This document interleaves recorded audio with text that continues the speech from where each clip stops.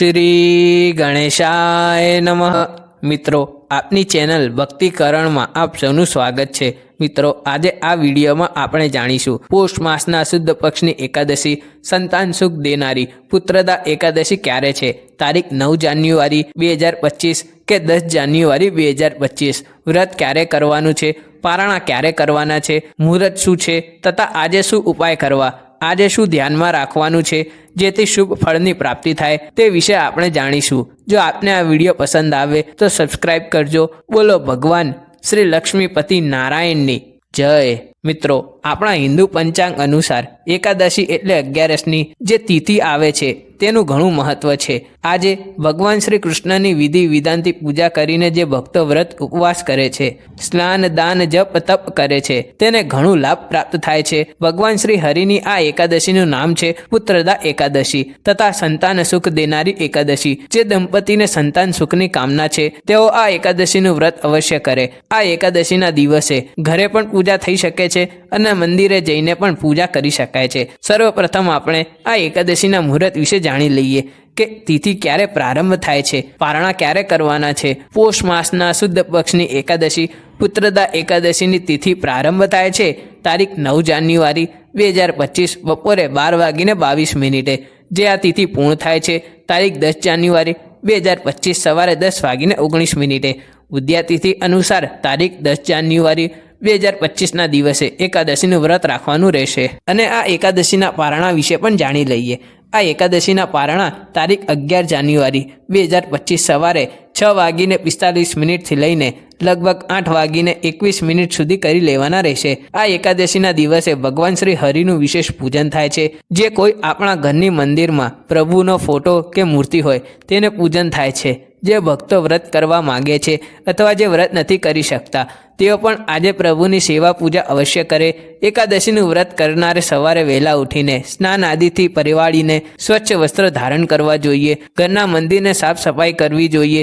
પ્રભુની પૂજા આરાધના કરીને વ્રતનો સંકલ્પ કરવો જોઈએ કે પોતે એકાદશીનું વ્રત કેવી રીતે કરવા માંગે છે। આ એકાદશીનું વ્રત હંમેશા દશમીની સાંજે હળવા અને સાત્વિક ભોજન લઈને થાય છે। રાત્રે મોં સાફ કરીને સૂવું જોઈએ। એકાદશીનું વ્રત કરનારે 3 પ્રકારે એકાદશીનું વ્રત કરી શકે છે। એક તો નકરોડો, જેમાં જલ પણ ગ્રહણ કરી શકાતું નથી। બીજું છે ઉપવાસ, જેમાં ફળ, ચા, દૂધ, કોફી આદિ લઈ શકાય છે। અને ત્રીજું વ્રત છે એક ટાઈમ સાત્વિક ભોજન, જે સાંજના સમયે લઈ શકાય છે। જો શરીર સાથ ના આપતું હોય તો એક ટાઈમ સાત્વિક ભોજન લઈને પણ આ વ્રત કરી શકાય છે। આમ કોઈ પણ રીતે એકાદશીનું વ્રત કરી શકાય છે। જો આપણે એકાદશીનું વ્રત કરવા માંગતા હોય તો, અને જો સ્વાસ્થ્ય સંબંધિત કોઈ સમસ્યા હોય તથા વ્રત ના થઈ શકતું હોય તો એકાદશી વ્રતની કથા અવશ્ય સાંભળવી, દાન પુણ્ય કરવું, હરિભજન કરવું। આ પુત્રદા એકાદશીના દિવસે શુક્રવાર આવે છે, માટે આ દિવસે માતા મહાલક્ષ્મીની ભગવાન શ્રી હરિનારાયણની સાથે પૂજા અવશ્ય કરવી જોઈએ। હવે જાણી લઈએ કે પ્રભુની પૂજા કેવી રીતે કરવી। આજે ભગવાન શ્રી હરિની પૂજા ધૂપ, દીપ, નૈવેદ્ય, પુષ્પ, માલા, અગરબત્તી, તુલસી દળ, પંચામૃત આદિથી ભગવાનની પૂજા થાય છે। ભગવાનની મૂર્તિ કે ચિત્રજી હોય તેમને ચંદન, રોલી, કુમકુમ, હળદર, અક્ષત આદિ ચડાવવા જોઈએ। તુલસી દળ સમર્પિત કરવા જોઈએ। પ્રભુને વિવિધ મિષ્ટાન પણ ભોગ ધરાવી શકાય છે।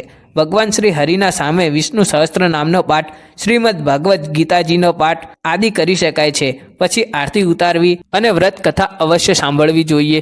જે ભોગ પ્રસાદમાં ધરાવ્યો છે તેનું વિતરણ કરવું જોઈએ। ભક્તોની સર્વે મનોકામના પૂર્ણ કરનાર એકાદશી વ્રત છે। પોષ માસની પુત્રદા એકાદશીનું વ્રત કરવાથી જીવનમાં સંપન્નતા આવે છે, વંશ વૃદ્ધિ થાય છે અને આપણા બાળકો નિરોગી રહે છે। આ વ્રત કરવાથી 5 પ્રકારના લાભ પ્રાપ્ત થાય છે। પહેલો લાભ છે કે આ એકાદશીનું વ્રત કરવાથી શ્રાદ્ધ કરવાનું પુણ્ય ફળ પ્રાપ્ત થાય છે। પુત્રદા એકાદશીનું વ્રત કરવાથી પિતૃદેવતાના આશીર્વાદ પ્રાપ્ત થાય છે। શ્રાદ્ધ સમાન પુણ્ય ફળદાયી આ એકાદશી વ્રત છે, સિદ્ધિ આપનાર આ વ્રત છે।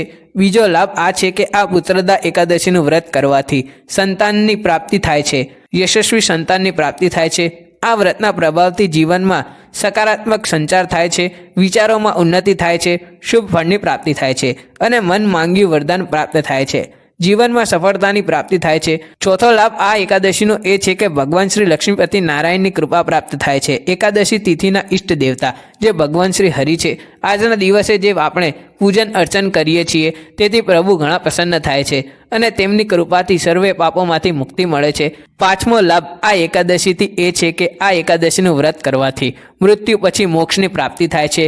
શ્રી હરિને સમર્પિત એવી શુભ અને મંગલકારી આ તિથિ છે। આ વ્રત એટલું શક્તિશાળી છે કે આ વ્રત કરવા માત્રથી શુભ પુણ્યની પ્રાપ્તિ થાય છે। ભગવાન શ્રી હરિનું આ વ્રત જો ના કરી શકાય તો વ્રત કથા, વ્રતનું મહાત્મય એ અવશ્ય સાંભળવું જોઈએ, તેનાથી પણ પાપોમાંથી મુક્તિ મળે છે, ભગવાન શ્રી હરિની પ્રાપ્તિ થાય છે। આ પોષ પુત્રદા એકાદશીના દિવસે જો વ્રત કરવામાં આવે તો સર્વે મનોકામના પૂર્ણ થાય છે।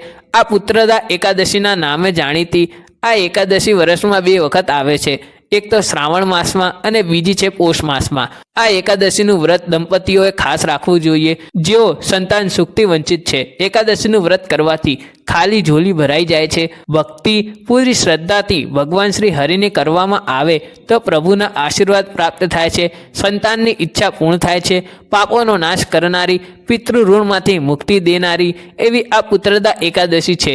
જગતગુરુ ભગવાન શ્રી કૃષ્ણની આ તિથિ છે, એટલા માટે આજના દિવસે જપ તપ દાન પુણ્ય પૂજા આદિ કરવું આજના દિવસે સર્વ ઉત્તમ માનવામાં આવે છે।